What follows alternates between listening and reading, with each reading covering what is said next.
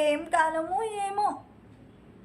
ఒకప్పుడు పొద్దున్నే లేచి భర్తను రెడీ చేసి ఆఫీస్కి పంపించి మనం కూడా రెడీ అయిపోయి బజార్కి వెళ్ళి ఏం కావాలో ఏం వద్దో చూసుకొని 10 రూపాయలు వస్తువు 5 రూపాయలు బేరం ఆడి తెచ్చుకునేవాళ్ళము. కానీ ఇప్పుడు పొద్దున్నే లేచి బ్రష్ చేసుకొని ఫోన్ పట్టుకొని బాత్రూంలోకి వెళ్ళి ఏం కావాలో ఏం వద్దో చూసుకొని 10 రూపాయల వస్తువుకి 100 రూపాయలు పెట్టుకొని ఇంట్లోకి వచ్చి స్టవ్ వెలిగించి నూనె పోసి పోపు గింజలు వేపే వరకు కొత్తిమీర కరివేపాకు వచ్చేస్తుంది, కూర అయిపోతుంది.